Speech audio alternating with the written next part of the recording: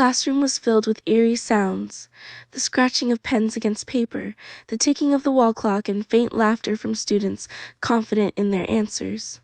However, Sana's paper remained blank, her pen frozen in her grasp. Suddenly, bang! The teacher's hand slammed down on the desk. The sharp crack echoed through the room like a gunshot. Her voice boomed. "Sana, where are you lost? Why aren't you attempting the paper? Did you not prepare at all? If you keep going like this, you'll ruin our school's reputation."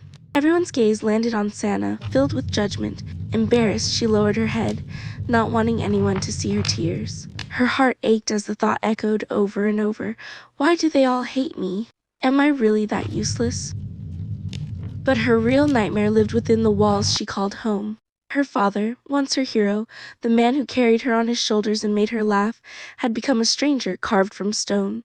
His hands, once her safe haven, now rained down blows. His lips, once soft with prayers and blessings, now spat out words that cut deeper than any wound. Each strike didn't just bruise her skin, it shattered pieces of her soul. The pain wasn't only in the beating, it was in the betrayal. The unbearable realization that the one person she trusted to protect her had turned into the source of all fear. That night, curled up beneath trembling blankets with tears soaking into the pillow, she whispered into the darkness with a broken voice. "Where is the father who loved me? Why did his love die when my mother did?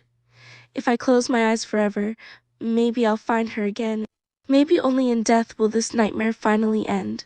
Her heart grew heavier with each passing day. Nights became her torment. She would lie awake, staring at the ceiling, drowning in silent tears no one saw. At times, she thought of ending it all, but through the sobs she would whisper to herself, "No, Allah has forbidden it. I can't do that, even if my soul aches for peace." The only light left in her darkness was her two friends, Humna and Ali. They knew her pain. They tried to make her smile, reminded her she mattered. But how can laughter heal wounds carved deep into the soul? Slowly, Sana began withdrawing even from them, her silence growing thicker with each passing day. One night, fever consumed her body. Her head throbbed, her lips burned dry. She lay on the bed, shivering. From the kitchen, her stepmother's voice thundered, "Sana, get up and make dinner." With trembling lips, she whispered back, I can't, I feel too sick." Her stepmother stormed into the room, grabbed her arm, and slapped her across the face. "How dare you say no to me, you worthless girl?" Sana cupped her burning cheek as silent tears streamed down. In that moment of pain and loneliness, she ached for just one thing, her real mother's presence. The mother who used to hold her close when she was sick, who wiped away her tears with gentle hands. But that love was gone. That night, awake in silence, she whispered into the darkness, "Maybe I don't belong here. Maybe my place isn't in this world at all." Her heart pulsed with a quiet terror and a strange whispering thought, "If death wants me, I will walk toward it myself." She remembered the old basement, the one no one ever entered, the one people said was haunted. And within that emptiness rose a desperate plea. If ghosts are real, let them take me. Let me end it here tonight. With shaky steps, she walked through the dark hall. Her breath was heavy, fever burning in her body. She stumbled into the basement, searching for silence, searching for escape. Then her eyes saw it, an old broken table, and on top a book, glowing faintly, whispering silently. Her heart pounded in her chest. What if this book can take me away? What if it can end my pain forever? With trembling fingers, she reached out, about to open it, when a deep, terrifying voice echoed from the darkness. "Stop! Don't open it!" Sana froze. Slowly, she turned around. No one was there. Her voice trembled. Who are you?" The voice whispered again, each word echoing with a slow, heavy weight. "Sana, I have lived here for centuries. I'm warning you, if you open that book, your life will be in danger." Her hands trembled. Her lips quivered.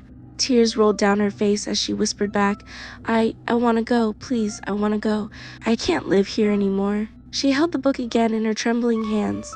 Her fingers pressed against the cover, but her heart, terrified, froze. Her hands shook uncontrollably, and slowly, painfully, she placed the book back. She ran back to her room, crying, screaming silently into her pillow. Her body ached, as if it were already dying. Her heart felt like it was being torn apart. And in the silence, her thoughts screamed louder than ever. This pain never ends. This life is already death. Then it hit her. The book was the only way out. If this book can take me away, I'll open it. I'd rather end my life at once than die slowly every day, every moment. But before she left, Sana picked up a piece of paper. With trembling hands, she wrote her last words. Father, this is my last day in your house in this world. You were right. I am a burden, a shame, a mistake. You grew tired of me, and so did I. Don't worry, Father. After today, I'll never bring low marks, ruin your reputation, or trouble you again.